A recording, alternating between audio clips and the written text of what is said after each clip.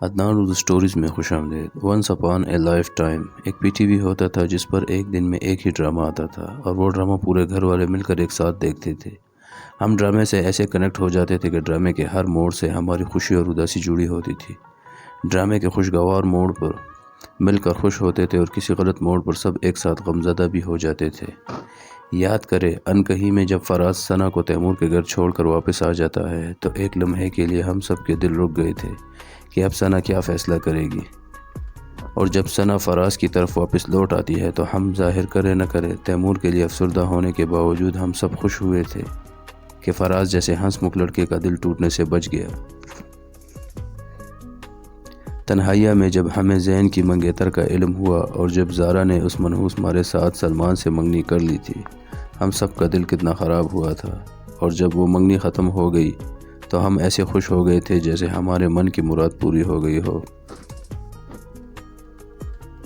دھوپ کنارے میں ڈاکٹر احمر اور ڈاکٹر زویا کے درمیان نچاکی نے ہمیں کتنا دکھی کیا تھا، اور جب ڈاکٹر احمر کی ملک سے باہر جاتے اپنے پرانے گھر میں زویا سے ملاقات ہو جاتی ہے، ہائے وہ لمحہ کیسے دل میں سکون اترا تھا۔ سیم وہی فیلنگ، وہی کنیکشن ہمیں پچھلے ہفتے فیل ہوا جب شرجینہ اور مصطفیٰ کے درمیان ایک جھڑپ کے بعد شرجینہ گھر چھوڑ کر گئی۔ ہائے دل ہی ٹوٹ گیا، جیسے اتنے پیارے لوگ اور ایک دوسرے سے ایسے خفا۔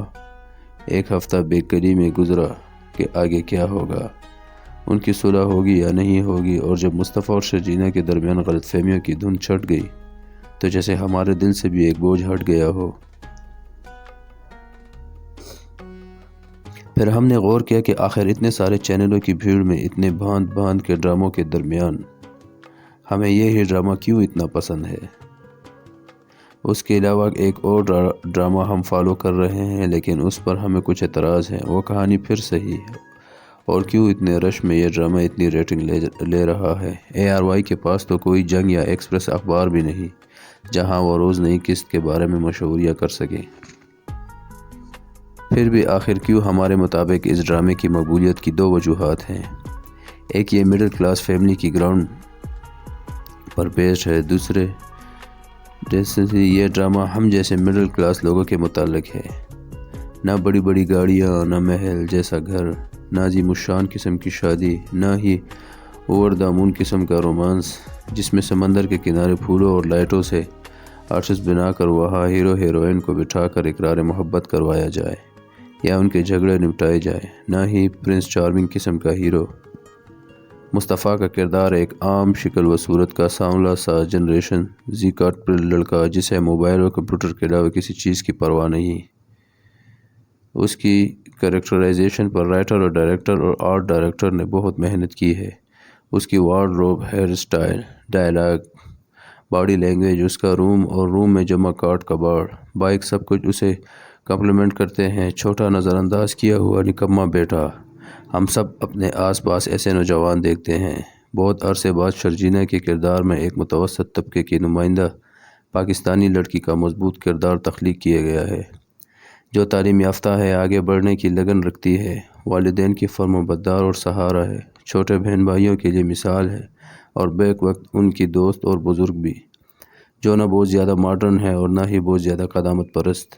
نہ تو وہ ہر وقت سر پر دوپٹہ تانے رکھتی ہیں، نہ ہی بغیر دوپٹے نظر آتی ہیں، جس کی بہت زیادہ خواہشات نہیں ہیں، جو اپنے موجودہ وسائل میں سر اٹھا کر زندگی گزارتی ہے، جو اپنے حق سے درست دستبردار نہیں ہوتی، جو کسی کی زیادتی برداشت نہیں کرتی۔ اس سے پہلے یہ کردار ہمیں حسینہ معین کی ہیروئنز میں نظر آتے تھے۔ فرق، اشتیاق ایک مکمل فیملی ڈرامہ ہے جسے آپ بڑوں، بچوں اور ہر ایک کے ساتھ بیٹھ کر دیکھ سکتے ہیں۔ نہ کسی خاتون کردار کے کپڑے سی تھرو ہے، نہ کسی کا گلا بہت ڈیپ ہے۔ رباب کا بہت امیر دکھانے کے باوجود اس کی ڈریسنگ ڈیسنٹ ہے۔ نہ سستا رومانس ہے، نہ بیڈ روم، بلکہ بیڈ سینس، نہ بغیر ضروری فزیکل رومانس۔ سیدھے سادے عام سے انسان، عام سے مسائل، عام سی بات چیت، وہی زبان جو ہم گھر میں بات چیت میں استعمال کرتے ہیں۔ نہ ہیروئن کا دوپٹہ ہیرو کی گھڑی میں اٹکتا ہے، نہ اس کی سینڈل پھسل کر وہ ہیرو کی باہوں میں گر جاتی ہے۔ وہیں سڑکیں جن پر ہم چلتے ہیں، وہیں پارک جہاں ہم جاتے ہیں، عام آدمی ڈرامے میں دکھائی جگہوں سے ریلیٹ کرتا ہے۔